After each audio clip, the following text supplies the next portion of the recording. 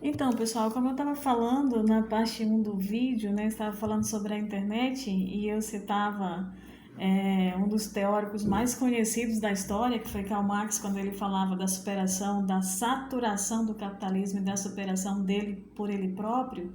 E eu citava a internet. E por que a gente fala, por que eu mencionei que Marx não contava que surgiria na década de 90, né? A internet, porque a lógica do capitalismo que mantém o capitalismo vivo é o consumo, né?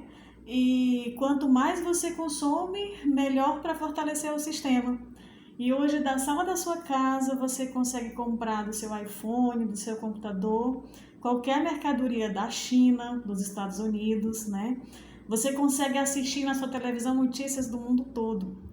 E quando voltando ao ponto do consumo, você consegue comprar, negociar sem que ninguém saiba. Então, esse consumo, ele fortalece para que o capitalismo se mantenha. E a gente sabe que hoje o mundo inteiro respira internet, respira essa coisa do consumo. Que, diga-se de passagem, esse consumo desenfreado, né, não é bom e desordenado, inclusive para a questão ambiental. E a gente deve se preocupar com isso também.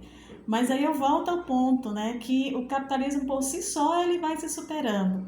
Então, por isso que falei para vocês que quando Marx apresentou o comunismo, né, lá na tese dele, falando que hoje é o Manifesto Comunista, que os partidos usam inclusive para doutrinar os seus seguidores, ele não contava com essa superação, né? Então, a internet, né, a globalização, ela veio para fortalecer e ela está a serviço do sistema capitalista, diga-se de passagem. Por isso que eu falei para vocês que ele se fortaleceu, a quarta fase dele ocorre com a nova ordem mundial, né?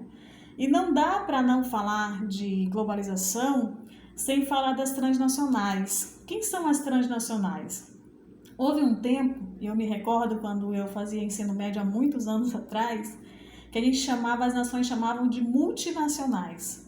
O que são multinacionais ou transnacionais? Que é a mesma coisa, só mudou o conceito, né? Só o conceito mudou.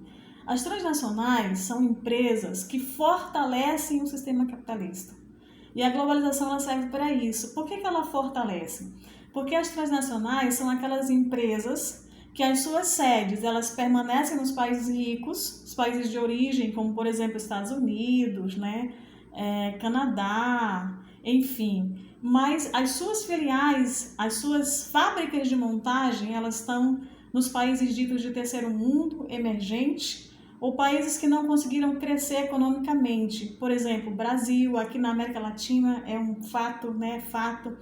Paraguai, Uruguai, Argentina, Bolívia, né?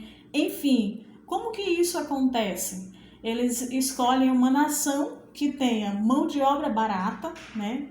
Uma nação que tenha pessoas precisando trabalhar, que tenha matéria-prima disponível, por isso matéria-prima barata também, e que tem para fazer o investimento. Eles montam ali, né? Colocam ali uma fábrica que vai levar um selo, claro, na maioria das vezes só tem o selo mesmo do lugar, e às vezes nem o selo do lugar tem. Por exemplo, quando você compra um tênis importado que tem um Brasil com Z e você acha que ele é norte-americano. Diga-se de passagem, mas é bom você verificar, porque ele pode ter sido montado inclusive no Brasil e só se colocou o selo lá, né? Então, para que você entenda, essas transnacionais, e eu tenho certeza que você já usou, vai usar ou usa constantemente um produto delas. Eu vou citar um exemplo para vocês. Samsung, Nike, Adidas, Puma, né? São marcas muito conhecidas e que os jovens gostam, as pessoas gostam, consomem bastante. Essas transnacionais, as matrizes delas, elas estão nos países de origem e as fábricas de montagem estão nos outros países que têm mercado consumidor, mão de obra barata e matéria-prima. Eu vou dar um exemplo para vocês de uma fábrica da Puma que fica lá no Paraguai. Eles produzem tênis tipo exportação, né? Eu tive a oportunidade de conhecer coisas, um produto de excelente qualidade, mas que a nação daquele lugar não consome porque não tem condição financeira. Então, por que eles montaram lá? Porque eles têm couro barato, né? Barato que eu digo em conta, né? Couro disponível em grande quantidade e que eles oferecem para montar os calçados, que eles nunca vão calçar os calçados porque eles querem trabalhar nas fábricas. Então tem mão de obra barata, tem matéria-prima disponível e tem um lugar que o Estado intervém minimamente cedendo para que isso aconteça. Diga-se de passagem, né? Quando a gente fala de nova ordem mundial, né, e eu citei na parte 1 desse vídeo, o que isso quer dizer? A ideia é o neoliberalismo. Neo é uma coisa nova, né? E como que isso funciona? A ideia é o Estado de direito de bem-estar, ou seja, como que isso funciona na íntegra? Quanto menos o Estado intervir na economia, melhor. Então, para o capitalismo, para a nova ordem mundial, a lógica é o consumo desenfreado e aí vai enriquecer cada vez mais as pessoas que são donos das fábricas, né?